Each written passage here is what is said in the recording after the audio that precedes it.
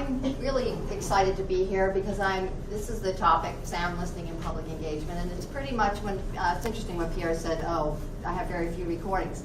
At a certain point, I have been working as a musician and a sound artist in the realm of public engagement, working mostly, engaging with people, strangers in social public space, people that I don't know, for the last almost 40 years. But 20 years ago, it sort of took a turn, and as we go along, you'll see I don't really do recordings anymore. It's an interesting thing of how to document this kind of work. But I'm not going to talk about that now. But I did want to, since you mentioned that, I thought I would say something.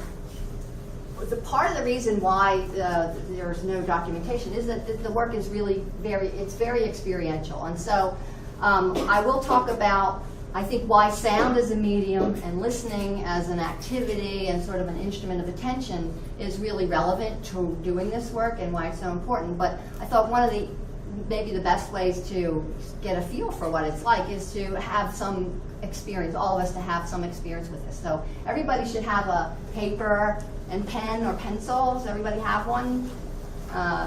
Here, I have one if you want. Oh, I have one pen left. So, and what we're going to do is, it's very quiet in here, so it'll be interesting to see what happens. But what I would like to do first, the clicker. Hold on, I'm not used to the clicker. Top right. Top right. There. So what I'd like to do first is we're going to do two really short listening exercises or little experiments. And I will say go, and the first time for 30 seconds, what I'd like you to do is just listen to all the sounds in this room and write them down. Write down everything that you hear. And then I'll say stop. And then we'll go on from there. So, arm yourselves, your paper and pencil ready. And is everybody ready? Okay, go.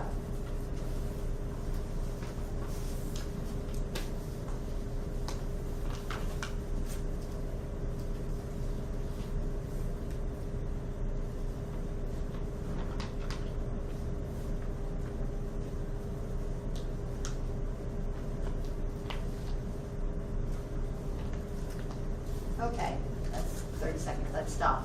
So I'm not going to put anyone on the spot, but I would like you to raise your hand. I'm going to ask you some questions. So how many people made a list? How many people have a list? Okay, you look around. Most people have a list. Of that, on your list, is the list of sounds that you have in order that you heard them. How many people have, like, the first sound you heard is at the top of the list, the last sound you heard is at the bottom? Like, raise your hands. Look around. Okay. How many people heard a continuous sound? Okay, and how many people heard a sound repeat more than once? Okay, so, but on your list, how many people wrote down that continuous sound more than once? Nobody. How many people wrote down a repeating sound more than once? Okay, very good. So it's sort of like you're making like a grocery list. Well, I heard that, and then you're done. So, and that's kind of a very typical way to sort of approach this for the first time around. But what you end up with, interestingly enough, is a map of your attention, and that's something that I would worth considering, and we'll talk about that a little bit later. So let's do this again. Flip the page over. Probably a lot of room left. And this time, 30 seconds, I'll say go. And what I'd like you to do, oh, I forgot. How many people wrote down the sounds that they heard in terms of what was making the sound, like the fan, or the activity that was involved in making the sound, like clicking, shuffling? Okay, so that's a pretty common way to do it. This time what I'd like you to do when I say go is to listen and then try to find any other possible way to describe the sound that you're hearing, not by the object that's making it or the activity. Find, something else. And I'm not going to give you any hints. You might as well grapple with this and just let's just do that. So, ready? Go.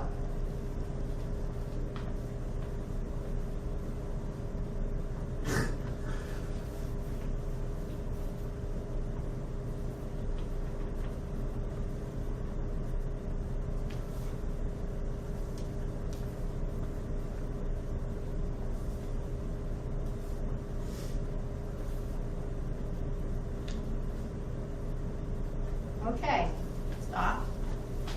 Okay, so maybe during the break or some other time, it would be interesting to see sort of how you described the sounds. But just for the moment, I'd like you to compare the quality of those two different listening experiences. Like the second time, how was it different than the first time? And does anybody want to say anything? I mean, yeah. Well, I had to spend a lot more words. A lot more words, yeah. Okay. Get a little more technical about what I was hearing. Okay, good.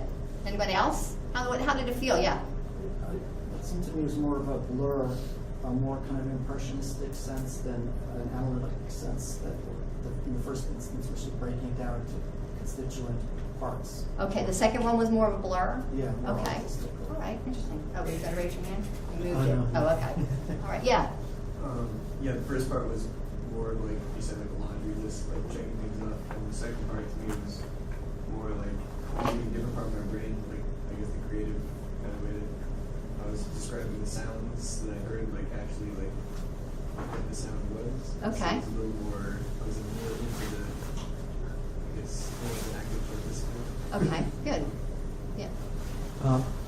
The first time, my words were much more explicit and descriptive of what was making the sound. And the second time, I had a much more difficult time putting it into words, but I did listen more carefully to the actual sound. Okay, good. And that's to be kind of to be expected. I mean, it is harder, especially when you're all of a sudden you're like, oh, vocabulary. I mean, and then you have to kind of listen much more closely to try to break it apart. So that there brings me to sound and listening now. And we're going to just jump ahead here. So first I'd like to talk about sound and why I think sound is really good for this. Oh, and I should say, for me, you might want to know why I do this. Well, the whole point of working with people in social and public spaces as an artist, people that you don't know, I'm looking for ways to kind of raise the awareness of how we are connected to one another, for people to sort of take that on themselves.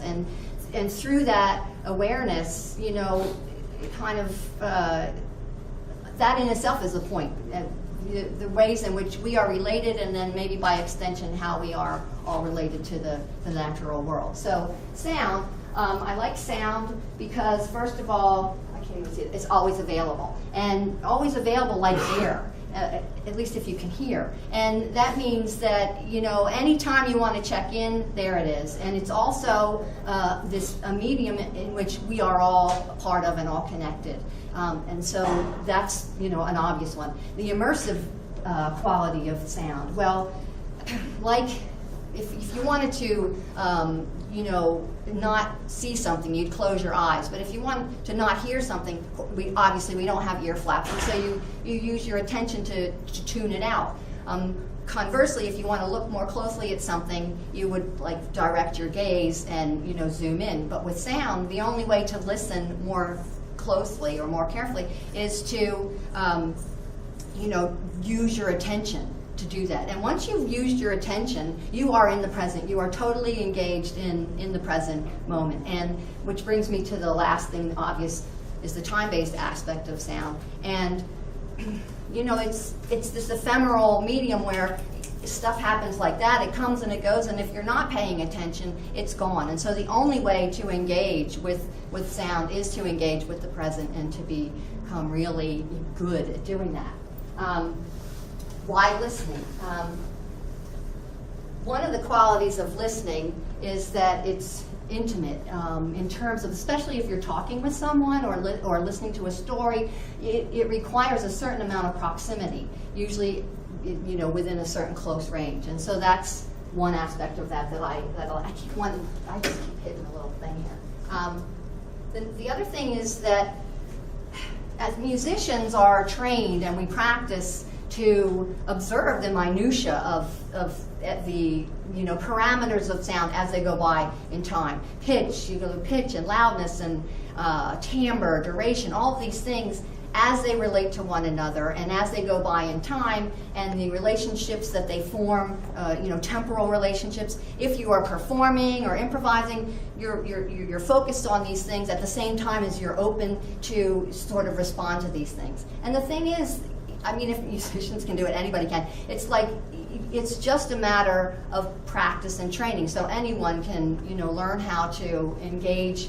with listening in this very precise way. And the whole point of why that's so, I find it so amazing, is that these skills are transferable, and they're transferable to situations that aren't necessarily about sound. Let's see if I can back up again. Where you're confronted, you're dealing with people on the street that you don't know, and so it's really handy to be able to observe, the nuance of gesture or the way of voices or movement of the body movement, and then at the same time to be open and responsive to the situation and what's going on. This was one of the high point for me. This was in Portland, and I asked someone to teach me how to apply lipstick without a mirror, and it went on for a long time, and this is finally where we ended up with. Okay, so the idea of public engagement is something that I've been doing, like I say, for almost 40 years. And I started out, it was more of like a studio practice where I started with family, then friends, and then, out in the world. And, recording stories and people, and I would gather this material, take it home, and work with it to present it in radio or performance or in some way to share the experience that happened, and also the stories and that I had recorded with other people.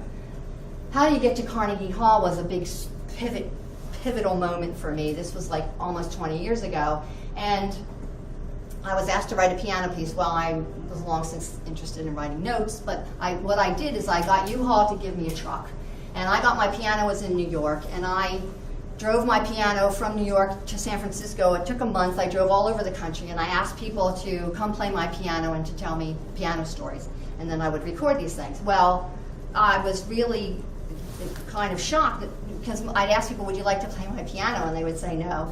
No, thank you, I'm okay. No, thank you, I'm okay. It's like the biggest refrain that I've been hearing like all these years. And I thought, wow, well, two things. One, by the time I got to Oklahoma, I'm thinking, wow, if I don't get enough people to do this, I'm not going to have a piece, because I was still thinking of making a piece, which I did. But the other thing was like, why? It was like, wow, why don't people want to stop? What is it, about this whole situation that, people don't want to stop? And so I've been thinking, and I think, well, one of the reasons people like to help, so one of the reasons that people will stop is if you ask directions or the time. Generally, most people will stop for that. Then you get into a little grayer area. Think about like the things that you don't want to stop for, or you might not want to stop for. Somebody's asking for money, sign a political petition, religious proselytizing, any of these things. And so, and this is a necessary way to sort of navigate through public space. But there's the downside of it is when we, make up these categories and we decide, we put things in them, and then we decide whether or not to engage based on these categories. Well, would you like to play my piano is not one of these categories. And so I thought, wow, this is an amazing place. And what I have been trying to do ever since then is to like drive a wedge into that moment of that first encounter, and sort of open it up so that people might step in and think. All it takes is a few seconds, and then it's like catching a fish, and decide for themselves whether or not this is something that they want to do based on not a category, but actually sussing out the situation. So I just flip through these really quick. People did come, and it was actually quite amazing. So I found one of the best ways, the best tools, was to have a really good question. And what can you do is the best question that I've come up with so far. This is a pretty recent piece that I've been doing, and it's a good question because it doesn't require yes or no. It requires just a moment to pause and think, and that's, like I say, that's kind of long enough. And so what the piece is, I've done this in a lot of places: Detroit, San Francisco, New York.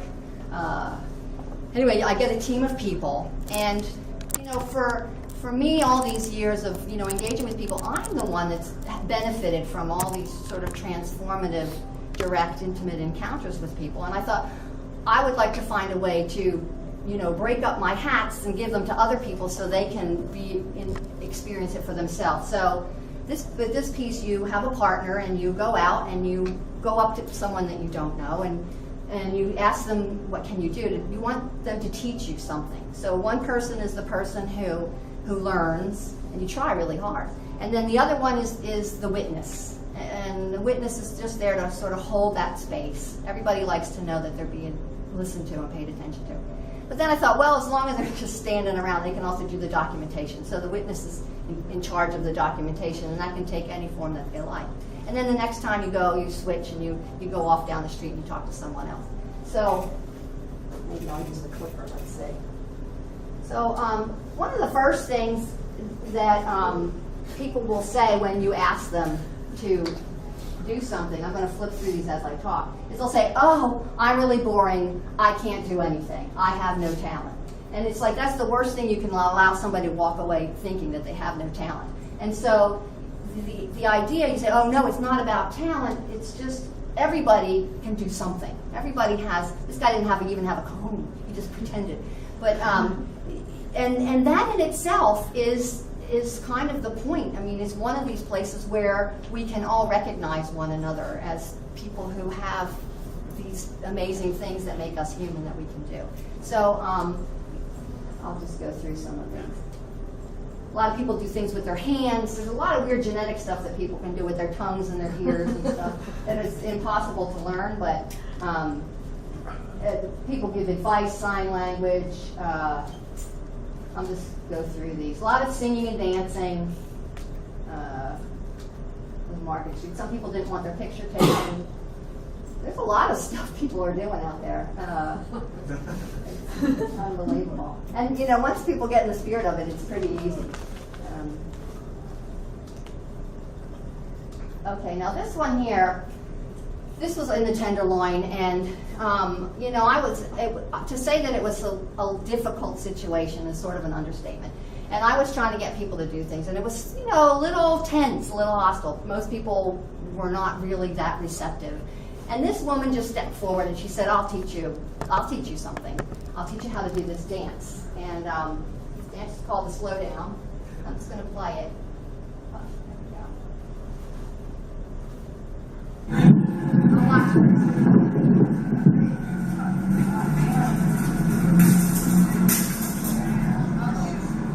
It totally lost me on the turn. So it took us a long time for me to get this. And in the meantime, you know, people started coming around.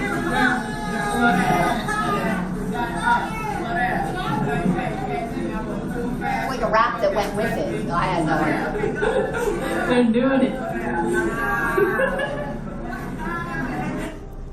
And, I mean, there's so many things you can say about this. I mean, the least of which is, you know, there's this like old white woman out there doing this, and it was, you know, and everybody's aware of it. So this is another one of the high point moments for me. Oh, really? Okay. Well, then I'm just gonna let me flip through really quick, like some of the other ones, singing and dancing, nice tonguing, loops, juggling, how to rock a baby to sleep, more tongues.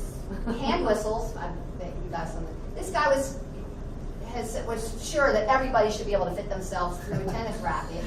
So there's the president of the board of directors of the Exploratorium, and he could not. But the thing is, he posted this on his own Facebook page, so I figured, you know, it was okay. And then this is just a shot from the mezzanine of the old Exploratorium of everybody doing these things.